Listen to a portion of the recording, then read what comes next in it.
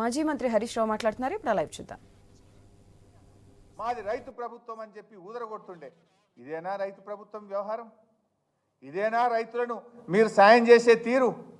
రైతుల కన్నీళ్లు దుడిచే తీరు? మీరు కన్నీళ్లు దుడ్చడం కాదు, కన్నీళ్లు పెట్టిస్తున్నారు. మీరు వరదల్లో ఖమ్మం జిల్లాలో, సూర్యాపేటలో, అదేవిధంగా మహబూబాద్ జిల్లాలో దాదాపు 1,00,000 ఎకరాల్లో పంట నష్టం జరిగింది.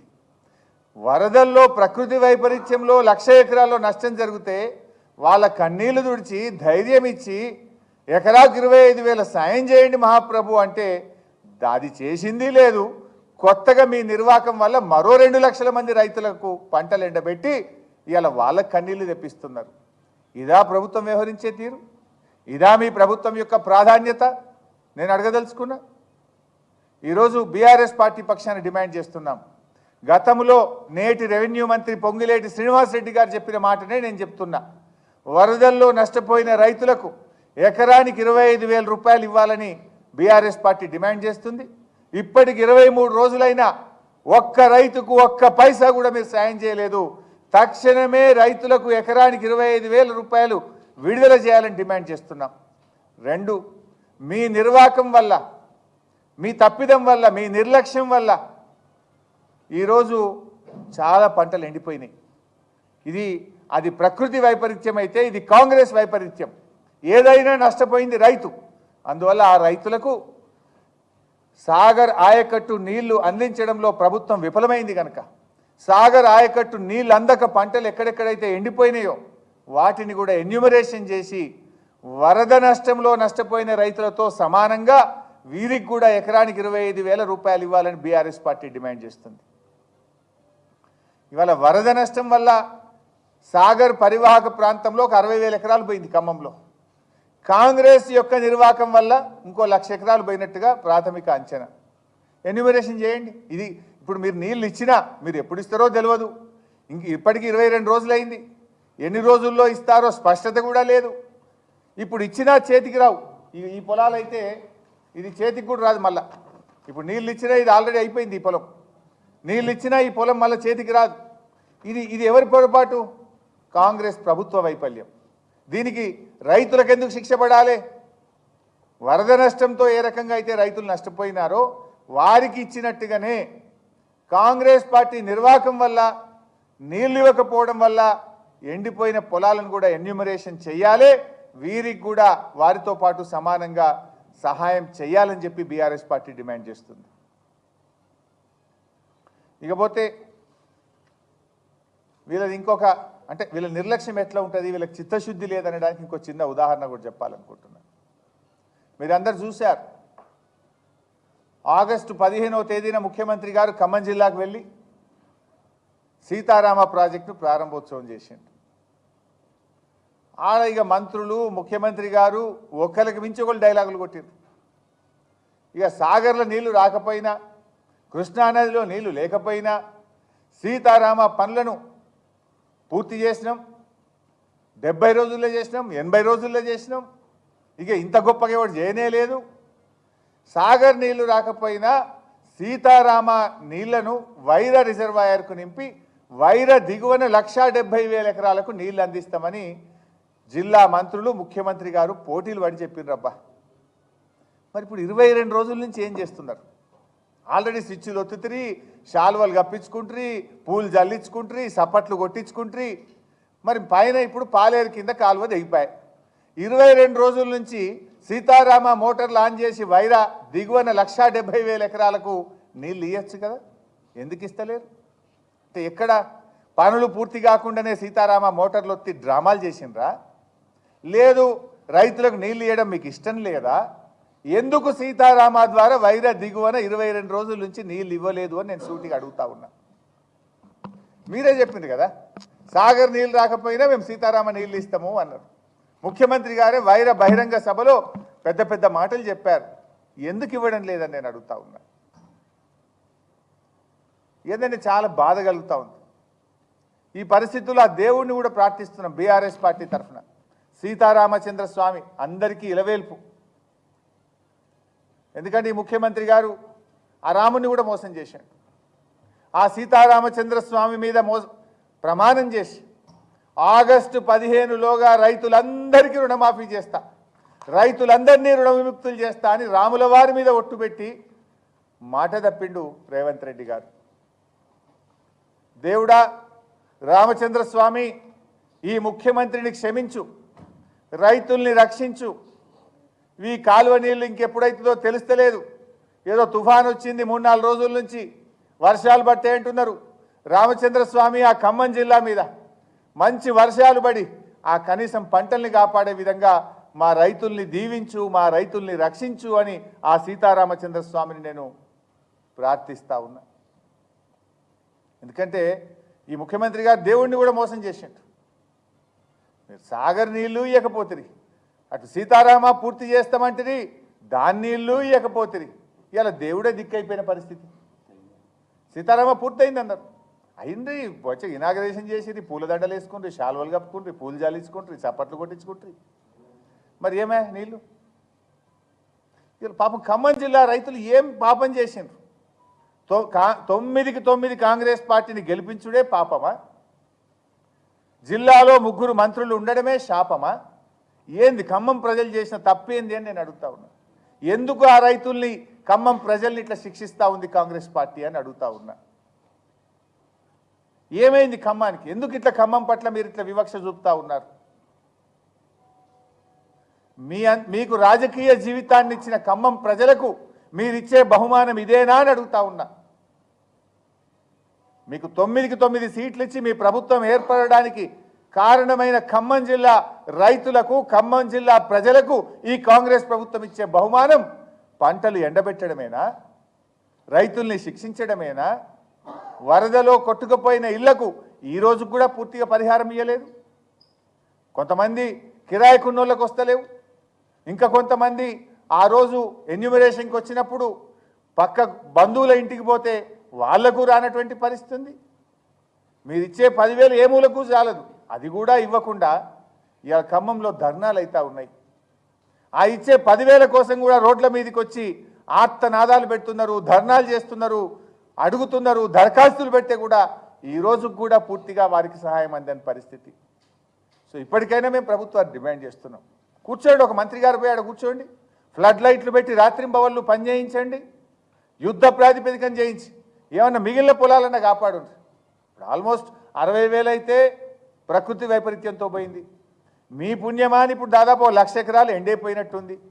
ఇంకో 1,00,000 ఎకరాలన్నా కాపాడాలంటే రాత్రింబవళ్ళు ఫ్లడ్ లైట్లు పెట్టి పనిచేసి ఆ కాలువ పనులు పునరుద్ధరించి ఆ రైతుల పొలాలు కాపాడండి అని చెప్పి ప్రభుత్వాన్ని మేము కోరుతా ఉన్నాం. మేము కూడా వెళ్తాం త్వరలోనే. మళ్ళీ బీఆర్ఎస్ పార్టీ తరఫున ఒక బృందం వెళ్ళి ఆ రైతులకు ధైర్యం చెప్తాం, రైతులకు భరోసా ఇస్తాం, జరుగుతున్న పనులను పరిశీలిస్తాం, ప్రభుత్వం మీద ఒత్తిడి పెంచుతాం, ఖమ్మం రైతులకు బలాన్ని ఇచ్చే ప్రయత్నం చేస్తాం. ఎందుకంటే ఇది కేవలం ప్రభుత్వ నిర్లక్ష్యం. ప్రకృతి వైపరీత్యం నీ చేతిలో లేదు, కానీ ఒక కాలువ గండి బూడ్చడానికి 22 రోజులు పడుతుందా అని నేను అడుగుతా ఉన్నా. ఈ రకంగా ఇది చాలా చాలా బాధకరం. ఎంతో బాధతో మాట్లాడుతున్నాం మేము. ఎందుకంటే ఈసారి రాష్ట్రంలో మంచి వర్షాలు పడ్డాయి. రాష్ట్రం అంతా ఇవాళ పచ్చగున్నది, ఎటు చూసినా బ్రహ్మాండమైన పొలాలు ఉన్నాయి. కానీ ఖమ్మం జిల్లా రైతులు మాత్రం కన్నీళ్లు పెట్టుకుంటున్నారు. ట్రాక్టర్లు పెట్టి ఇక రేపు వస్తాయో మాపు వస్తాయో అని ట్రాక్టర్లు పెట్టి కిరాయికి పెట్టి 5,000కు ఒక ట్యాంకర్ తెచ్చి ఆ పొలాలను, ఆ మిర్చి తోటలను తడుపుకుంటున్నారు. ఇక వస్తే కాపాడుకుందామని డీజిల్ పంపులు పెట్టి పక్కన కాలువల నుంచి 1-2 కిలోమీటర్ దూరం నుంచి రోజుకు 300-400 డీజిల్ పోసి వాళ్ళు నీళ్ళతో తడుపుకుంటున్నారు. ఇక కాలువ వస్తుందేమో అని అనుకుంటున్నారు. అట్లా కొన్ని వేల రూపాయలు ఖర్చు పెడుతున్నారు. డీజిల్ మీద 10,000 రూపాయలు, ట్రాక్టర్ల కిరాయిల మీద ఒక్కొక్క రైతు 10,000 రూపాయలు, జనరేటర్ల మీద 10,000 రూపాయలు ఖర్చు పెడుతున్నారు. అంటే వాళ్ళ ఆశలు చూసి చూసి అడియాశలు అవుతున్నాయి. జనరల్గా ఏదైనా కాలువ గండి పడితే 3 రోజులు 4 రోజులు చేస్తాం, 22 రోజుల పాపం ఇక వస్తాయి అని చెప్పి వీళ్ళ మాటలు నమ్మి జనరేటర్లు, డీజిల్ పంపులు, ట్యాంకర్లు పెట్టి పోసుకుంటే కూడా పాపం కాపాడుకోలేని పరిస్థితి వచ్చింది. ఆ రైతుల్ని ఆదుకోండి. కొంతమంది అయితే అది ఆ పొలాలు పనికిరావు, ఇప్పుడు రాదు, ఆ చేయి దాటింది.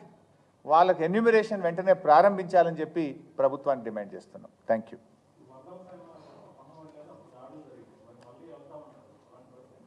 దాడులకు భయపడతామే మేము బీఆర్ఎస్ పార్టీ? మాది ఉద్యమ పార్టీ.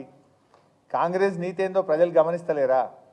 ఖమ్మంలో ఆ రోజు వరద బాధితులకు సాయం చేయడానికి మేము పోతే మా మీదనే దాడి చేసి మా మీదనే కేసు పెట్టింది. ఇప్పటి వరకు ఆ దాడి చేసిన మీద ఇంకా ఎఫ్ఐఆర్ కూడా కాలే. దాన్ని దాచిపెట్టి వేరే కేసులో మెర్జ్ చేసి చేతులు ఎత్తే ప్రయత్నం చేస్తున్నారు. But God is great. చూస్తలేము ఆంధ్రప్రదేశ్లో ఏమవుతుంది. కొంతమంది పోలీస్ అధికారులు అనుకుంటున్నాము వీళ్ళు పర్మనెంట్ అని. ఇవాళ ఏమైంది? అడిషనల్ డీజీలు ఐజీలు ఆంధ్రప్రదేశ్లో సస్పెండ్ అయిపోయి ఏమవుతుందో చూస్తున్నాం కదా, అరెస్ట్లు అయిపోయి. పోలీసులు కూడా చట్టానికి లోబడి పనిచేస్తే మంచిది. చట్టాన్ని అతిక్రమిస్తే ఇవాళ వాళ్ళు అధికారంలో ఉన్నారని ఇష్టం వచ్చినట్టు చేస్తే రేపు ఆంధ్రప్రదేశ్ తరహా పరిణామాలు ఎదుర్కొంటారు. Thank you. అంటే నేను అక్కడికే వెళ్తున్నా. ఇప్పుడు నేను అక్కడ మాట్లాడతాను. ఇది చాలా దురదృష్టకరం. అంటే ఒక గుండా రాజ్యం నడుస్తుంది రాష్ట్రంలో. అంటే ఏం లేదు, మళ్ళీ మీరు అవి బ్రేకింగ్లు పెడతారు. నా అసలు టాపిక్ నాకు ఇప్పటికే నా బాధ కలిగేది ఏంటంటే బైసాబ్ మీరు ఏమనుకోవద్దు కానీ రోజు పొద్దున లేచి టీవీ పెడితే హైడ్రానే కనబడుతుంది. హైడ్రా అనేది ఒక సరే ఆ ఇష్యూని నేను వ్యతిరేకిస్తాను. 5 మందో 10 మందో 2 లక్షల మంది రైతుల పంట పొలాలు ఎండిపోతే ఏ టీవీలో కనబడతలేదు, నాకు ఏ పేపర్లో కనబడతలేదు. ఒక 2 లక్షల మంది చికెన్ గునియా తర్వాత వైరల్ ఫీవర్స్ డెంగ్యూ మలేరియాతో పరేషాన్ అవుతుంటే అది ఎక్కడ ఏ టీవీలో ఏ పేపర్లో కనబడిస్తా. అంటే ఈ ప్రభుత్వ వైఫల్యాలన్నీ డైవర్షన్ చేయడానికి హైడ్రా పేరు మీద ముఖ్యమంత్రి గారు మనందరి అటెన్షన్ డైవర్షన్ చేస్తుంటారు. మనము ప్రతిపక్షంగా మేము కానీ ఫోర్త్ ఎస్టేట్గా ఉన్నటువంటి మీడియా కానీ లక్షల ఎకరాల్లో పంటలు ఎండుతున్నాయి, దాని మీద మనం ఫోకస్ చేయాలి. లక్షల మంది రైతులు ఈరోజు ఇబ్బందులు పడుతున్నారు. లక్షలాది మంది ప్రజలు జ్వరాలతో ఇబ్బంది పడుతున్నారు. గ్రామాల్లో పారిశుద్ధ్యం లేక ఇబ్బంది పడుతున్నారు. ఎన్నో కొన్ని లక్షల మంది ప్రజల సమస్యలు ఉన్నాయి. ఈరోజు మనం దాని మీద ఫోకస్ చేయాలి. ఇలా గుండాయిజం పెరిగిపోయింది రాష్ట్రంలో. నిన్న కూడా 2 ఇవి జరిగినాయి బైసాబ్, మానభంగాలు జరిగినాయి. ఈ రాష్ట్రంలో అత్యాచారాలు నిత్య కృత్యం అయిపోయినాయి. రేవంత్ రెడ్డి ప్రభుత్వం వచ్చి 9 నెలల నుండి 10వ నెల నడుస్తున్న సందర్భంగా 2000 అత్యాచారాలు జరిగినాయి ఈ రాష్ట్రంలో. నిన్న కూడా 2 అయినాయి. మా దృష్టికి వచ్చినాయి 2 ఉన్నాయి. డీటెయిల్స్ చెప్పమంటే చెప్తా. ఒకటి హైదరాబాద్లో ఉంది, ఇంకోటి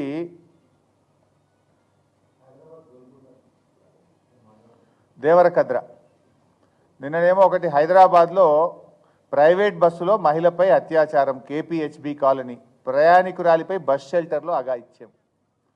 పాలమూరు జిల్లాలో బాలికపై అత్యాచారం, దేవరకద్ర. ఇది మా దృష్టికి వచ్చినాయి. ఇంకెన్ని ఉన్నాయి? అసలు లా అండ్ ఆర్డర్ లేదు. ఇలా మా సునీతమ్మ ఇంటి మీద పోయి దాడి చేయడం ఏందండి? ఇంట్లో పడుకున్న వాళ్ళ మీద పటాకులు పేల్చి తలుపులు తీయించి ఇంట్లో ఉన్న వాళ్ళ మీద దాడి చేస్తారు. కనీసం పోలీస్ పట్టించుకోదు.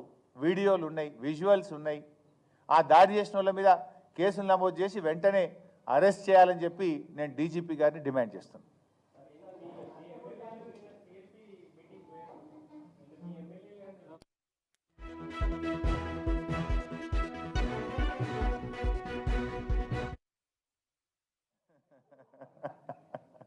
ఇప్పుడు నిన్ననే చెప్పిన ఎల్పీ మంత్రి గారు సిఎల్పి సమావేశానికి అరకపూడి గాంధీ గారు వచ్చారు. ఇకనైనా ఫిరాయింపులపై బుకాయింపులు మానండి అని నేను నిన్న ట్వీట్ చేసిన.